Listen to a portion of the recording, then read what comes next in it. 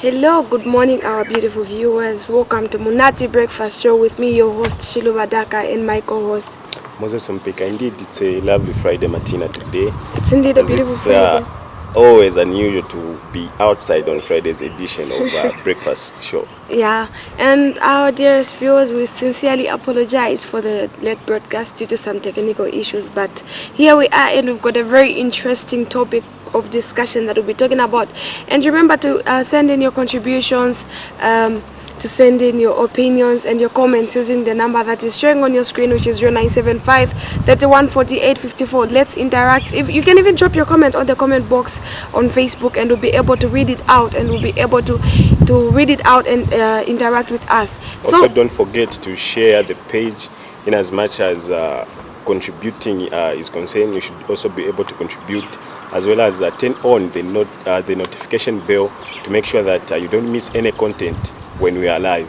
Also take note that this exclusive massive breakfast show is also available for sponsorship, isn't it, Moses? Exactly, it is. Okay, so what's our today's topic of discussion? Okay, so our today's topic of discussion, we're going to talk about communication or communication skills. Communication skills. It's about communication that we are here. Yes. And in this kind of life we're living, communication is very important.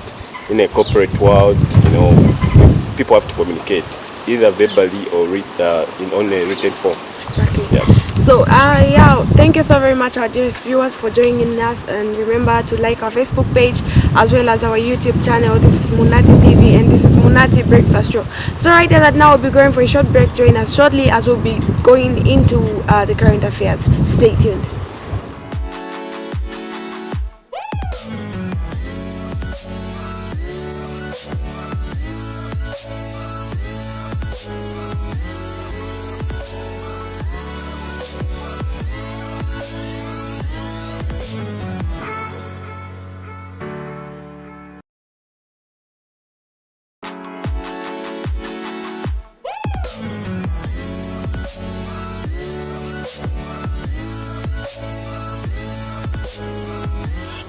And welcome back, our dearest viewers. So right there and now, before we go direct into the topic of discussion, we'll just look at the current affairs, the things that are happening in our country. Moses, it's very important to update people on the things that are happening. Yeah, it is, Martina. And one of the things which are happening in the country, we saw yesterday the Kwacha and Kabushi elections.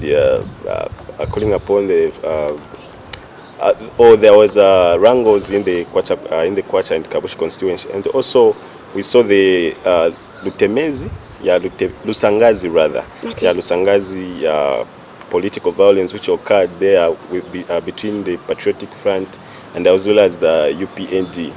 Yeah, so all these are happening in the country, and of course we are going to talk about them right here on the Breakfast Show. Okay, great. So we'll talk about basically a lot of things, like things that are happening, So something just caught my eye here. It says, watching from the United Kingdom from Nisha Lucius. Munati TV is your TV on the go, and it is not just limited to where people can watch us from, where people can catch us live from. Like this person here, she's actually watching us from the United Kingdom. Of course, Munati TV is going to it penetrates the borders. We are not limited to the coverage. We can cover the whole world. Exactly. So long as we have internet and the smartphone, you are good to go, and you can catch us live. Exactly. Yeah. So I'll go direct into the Lusaka Times newspaper to see what's happening. Here the headline says, government to ensure enhanced mechanisms that detect climatic disasters. The government says it will ensure that it enhances systems and mechanisms that will detect early climatic disasters in the country. Acting President Mutalena Lumango notes that once disasters which have a negative effect on the country are detected early, the impact can be reduced. Mrs. Nalumango explains that systems will be strengthened so that the citizenry are provided with early warning information for early actions. The acting president said this on Thursday during a commemoration of the 2022 International Day of Disaster Risk Reduction held under the theme Enhancing the Provision of Early Warning Information for Early Action. As government would make sure that we strengthen the mechanism systems that will enable us to detect early warning disasters in the country, Ms. Nadumango noted.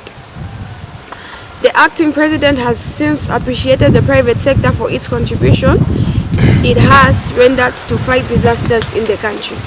The Disaster Management and Mitigation Unit DMMU National Coordinator Gabriel Pauline said Zambia has been experiencing hydrometeorological hazards, with most persistent being floods and droughts. Moses, I think this is a step that will really help people, not only us Zambians, but it will also help other nations, so long as they get to know about this, and then they get to get information about this thing. Because getting information about disasters before they happen can also make you prepared, so that you know maybe how you can prevent them, or how you can actually equip yourself, so that even if the disaster comes, if it hits in this way, you hit it the other way. Exactly. And for the past years or back years, our country Zambia has been experiencing a lot of disasters. As you have noted here, the DMMU coordinator Gabriel Mpoyen, to say that country, or rather Zambia, has been hit recently with hydro methodological hazards, which you can see that these hazards, when they come, they they come to destroy. Yeah, when an hazard comes to destroy, and we've seen that a lot of houses, when these hazards come, or when this disaster comes, a lot of houses, a lot of lives, we lost a lot of lives and houses, for that to say. Yeah. Yeah, it is. I think it's not long ago where we had something in the news where it said rain destroyed houses. Yeah. What was that place? I don't know, in the Copper Belt. Because you see, if these mechanics, or the mechanics which the government is trying to implement, as we have said earlier, to say that they will help us to prepare in advance. Because if you detect something which is coming, most definitely you know how to handle it before it comes. Exactly. Yeah. So looking at it, like for example, maybe we're going to experience maybe a drought, or maybe floods. Maybe there will be coming heavy rains, and we'll be able to prepare. Like for example, those people who are living in shanty compounds, yeah, and compounds, places that are deep, yeah, like for example in Tendere, the houses that are down there, and as well as in Mississippi, Koko, these places, there are houses that are quite lower, yeah, than the others. So it will actually help the government to prepare, to know what to do, so that even if the drought hits, it will not affect us very much, or it will not hurt anybody. Of course. And also talking of about how these mechanics, they can be implemented, because we've seen that in Zambia we have a lot of geniuses. I was recently watching that's Genius, on ZNBC, and we saw young people. They have good ideas on how they can come up with things which can help the country. They have good initiatives. They have good plans, and about what things they make. And of course, when you try to scrutinize very well, you can find some of the mechanisms which have been made by the students, which can be able to dictate the seasons. Yeah. People of Zambia, like especially students, and I think they're becoming more talented and more, they think out loud in making up things, in bringing up equipment, mechanisms. I saw something like a guy invented something that has to do with people who do the fitting, people who fit those who got, is it epilepsy? Yeah. So it's connected. It's an app that he developed where it's connected to the device. So when you have the app, you set the numbers who it should connect. Like it will be able to detect that this person is about to have epilepsy. So even if you have your phone or you don't have your phone, the app will detect, and then it will actually send a message or a call to the people that you select, to say, okay, this will be my nearest helpers. And then it will go direct. It will call them and tell them this person is fitting. I was really shocked. I was like, people are very, very creative. Yeah. So Interesting. Before I go any further, I have seen another comment here. Let me just read out the comment. It's from Jeannie Simulendema. It says, "Love the breakfast show. Great way to start my day. Thank you, Munati TV." And thank you so very much, Jeannie, for watching and for commenting. There's another comment from Rosina Momba. It says, "Watching." Thank you so very much, Rosina, for watching. And remember to share the stream as well as invite your friends to come and watch the stream. You know, breakfast show is not only does not only cater for the current affairs, but it also has a lot of segments. It's got tourism, entertainment, sports, and I know, Jenny, you're a sports lover. It's got sports, a lot of things. So right as at now, let us just look at another story from the Lusaka Times newspaper. Here it says, KCM spends over 5 million kwacha to renovate Nchanga South Hospital OPD. Konkola Copper Mines Provisional Liquidator Celine Nair has recommissioned the outpatient department OPD at Nchanga South Hospital, which has been renovated at a cost of 5.3 million kwacha. The company has first the rehabilitation of the entire hospital, with phase 1 being the renovation of the OPD and installing it with new and modern features such as automatic sensor operators doors at the entrance and traps in the bathrooms, upgrading the pharmacy, emergency and records room, and creation of the brought-in dead BID section. Ms. Nair, who was the guest of honor at the event, said KCM cares for its employees and the communities where the company operates, hence the drive to undertake such projects that enhance the health of the people. She also announced that at the same function that the company has this year set aside over $108 billions for the malaria fight, that will include spraying over 4,400,000 houses in Chongola, Chililabombwe, Kitwe and Nampundwe between October and November. So basically, Moses, let's just talk about the renovation of the hospital. Yeah, of course, Martina, I feel this is a good initiative because you know, KCM is supplementing government's effort to make sure that people are living in a good health, because you've seen that the KCM liquidator there, she has mentioned to say that they care about the health of employees and the community. So I feel, to me, it's a welcoming move to see that the KCM has renovated the health facilities there. You know, health is not a want, it's a need, you know. So people are really in need of healthy facilities. Like, for example, you know, when they bring when they upgrade this hospital, when they renovate it, it will have slide doors, it will have dictators, it will have rooms, it will have beds for the brought-in dead, for the patient, and for the emergency as well. So meaning they are actually putting in place and putting ahead the needs of the people, not only their employees but their people, but because they know that health is something that somebody has to live with. When somebody is unwell, nothing can go on very perfectly. Like, for example, people cannot even work. But if you're not feeling well, can you come for work? I can't. So no. Where do you go if you're not feeling well? Hospital, of course. Of course, yes, you have to go to hospital. Yeah. It's a need. So the renovation of this hospital is actually a great move, and it will help a lot of people, especially emergencies and pregnant women. Also, talking of helping a lot of people they'll get employed through the same hospital, you know, because we're going to have health workers there. We're going to have in health workers, we're talking about the cleaners, the garden boys, to say the doctors, and other people who have to who have to look after that facility. And of course, Martina, health is something which must become first, because healthy, it's something, if you are not healthy, if you are healed, a person can't function properly. So I feel it's a good initiative by the provincial liquidator for KCM to come up with such innovation, or rather to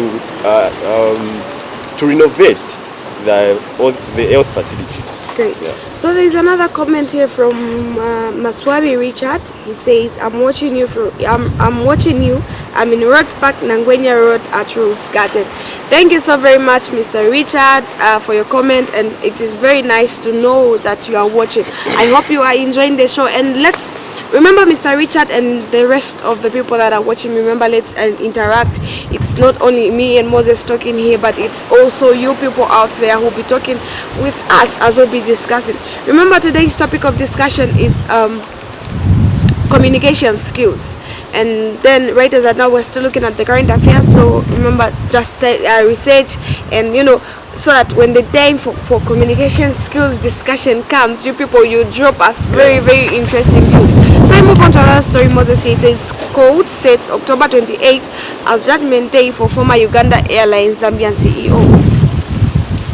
The court in Kampala has set October 28 when it will deliver its judgment in a case in which former Ugandan Airlines Chief Executive Officer Mr. Konwo Muleya is accused of disobedience of lawful orders in regard to the national carriers management. The Zambian national appeared last week before Buganda Road Court Grade 1 Magistrate Asuman Muhumuza to defend himself against charges of disobeying orders to appear at the Inspectorate of Government's IGG's office to record a statement in regards to corruption-related charges at the airlines.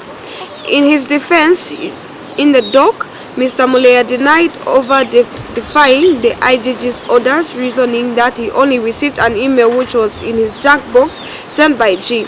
Achana, requiring him to report at the IGG's office on June 1st, June 2022. However, it was not clear, as it did not reveal the subject matter of why I was needed by the IGG, he said. He quote further heard that the email had also an attachment requiring him to report at the IGG's office with his passport.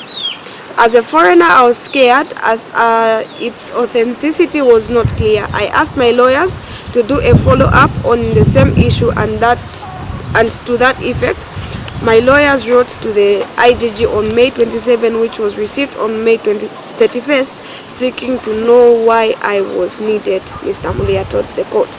So I move on to another story.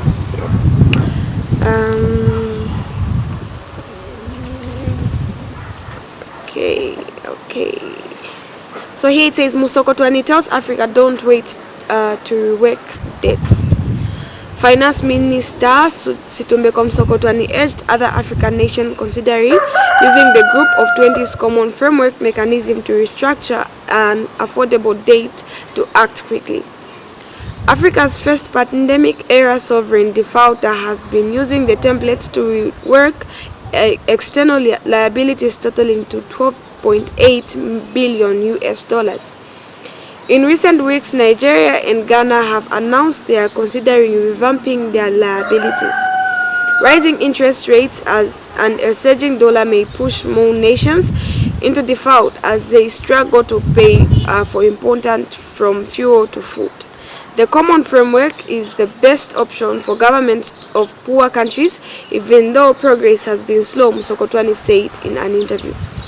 I would encourage my colleagues from the other African countries not to hesitate, but to come forth and get their problems solved, he said in Washington, where he's attending the World Bank and International Monetary Fund annual meetings. This is the only viable option as of now that is available for countries to resolve their debt and sustainability. Musokotwani's endorsement comes after criticism that the process has moved too slowly. Zambia has been struggling to complete a complex debt restructuring since starting the process more than 2 years ago. Okay, about talking of dates in the country, we've seen that the Ministry of Finance and National Planning, Honorable Situmbeko Musokotwani, has been moving up and down to make sure that the debt is to make sure the strategies that we can use as the country to restrain our debts. But of course, we've heard is urging other African countries to to use the group of 20s common framework mechanism to restructure the unaffordable debt to act quickly. I feel, for the country to solve issues of debt, I feel that we must have a balanced